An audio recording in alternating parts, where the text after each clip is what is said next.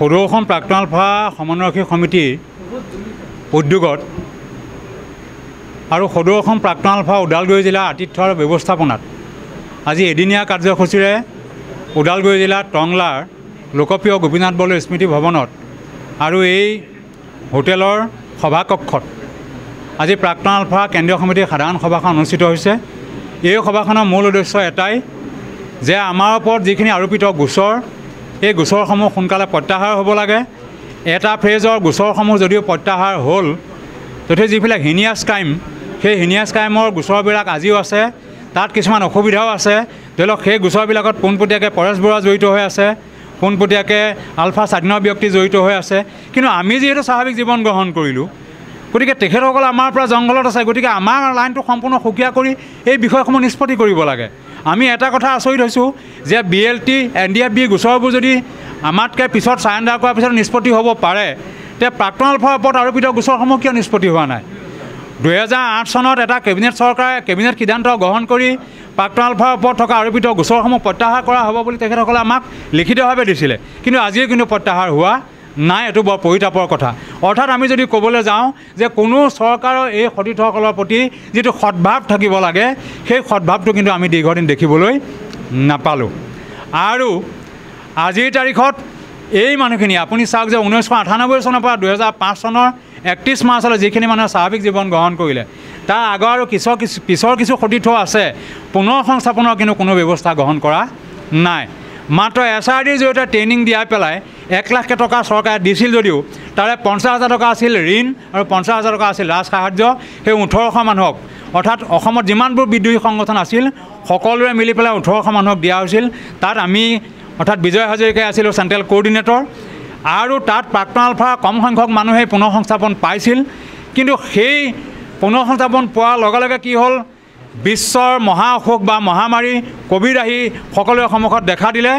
2টা বছৰ ক'ভিডত সকলো তছনছ হৈ গ'ল।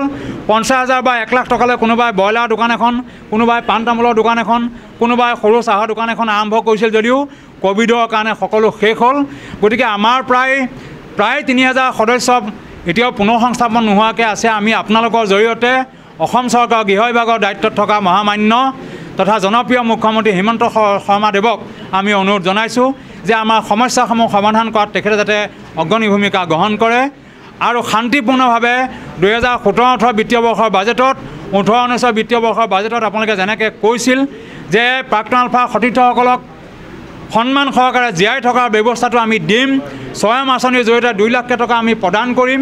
গতিকে শান্তিপূৰ্ণভাৱে যাতে জীয়াই থাকিবলৈ আমাৰ ল'ৰা ছোৱালীবিলাকক যাতে শুদ্ধভাৱে আমি আগবঢ়াই নিব পাৰোঁ, সমাজত যাতে আমি ছালফা নামৰ শব্দটো নাইকিয়া কৰি প্ৰাক্তন আলফা হিচাপে পৰিগণিত হ'ব পাৰোঁ, সমাজৰ একোজন যাতে ভোটা হৈ সমাজখন আগবঢ়াই নিব পাৰোঁ, তাৰ বাবে আমি আপোনালোকৰ জৰিয়তে আহ্বান জনাইছোঁ। আৰু এটা ভাল খবৰ আছে যে যোৱাকালি বিশ্বজিৎ দৈমাৰীদেৱে আমাৰ মাজলৈ আহিছিল, তেখেতৰ জৰিয়তে তেখেতকো আমি কথাখিনি জনাইছোঁ আৰু তেখেতৰ জৰিয়তে মহামান্য মুখ্যমন্ত্ৰী মহোদয়লৈ আমি পত্ৰ প্ৰেৰণ কৰিছোঁ। আমি এটা কথা আপোনালোকক কম যে চাওক, যিমানে আলোচনা হৈছে যে এটা পক্ষ আলোচনাৰ প্ৰক্ৰিয়াৰ মাজেদি বিষয়সমূহ সমাধান হৈ গৈ আছে, কিন্তু এটা কথা আমি যদি কওঁ বা অসমৰ ৰাইজেও জানে, ভাৰত চৰকাৰে জানে যে পৰেশ বৰুৱা আহি যেতিয়ালৈকে আলোচনা নকৰে তেতিয়ালৈকে কিন্তু আলোচনা কোনো সুফল নহয়। কাৰণ সংগ্ৰাম যেতিয়া আছে, সমস্যা যেতিয়া থাকিব কিন্তু সমাধানৰ গতি থাকিব। যদি NSNৰ লগত ভাৰত চৰকাৰে বিদেশ ৰাষ্ট্ৰত আলোচনা কৰিব পাৰে, স্বাধীন নাগালেণ্ড দিয়ে নিদিয়ে সেইটো ভাৰত চৰকাৰৰ কথা, স্বাধীন অসম দিয়ে নিদিয়ে সেইটো ভাৰত চৰকাৰৰ কথা। গতিকে কিন্তু পৰেশ বৰুৱাদেৱৰ লগত হ'লেও বিদেশ ৰাষ্ট্ৰত হ'লেও আলোচনা এইকাৰণে কৰিব লাগে অসমৰ সৰ্বাংগীন উন্নয়নৰ স্বাৰ্থত। আজি অসমখন উন্নয়নৰ দিশত যেনেধৰণে অগ্ৰগতি গৈছে, মানে অগ্ৰগতি যেনেকৈ লৈছে, গতিকে আলফাই উপস্থাপন কৰা সমস্যাসমূহ সমাধান কৰি অসমত কিন্তু সমস্যা নাইকিয়াই হৈ যাব। এইটো কাম মাত্ৰ এজনেই কৰিব পাৰিব, সেইজনে হৈছে সন্মানীয় হিমন্ত বিশ্ব শৰ্মা।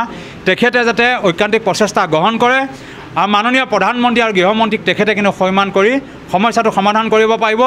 মাইনাছ পৰেশ বৰুৱা আলোচনা কিন্তু মাইনাছ। যিকোনো খবৰৰ বাবে যোগাযোগ কৰক 7099017330 অথবা 7099017990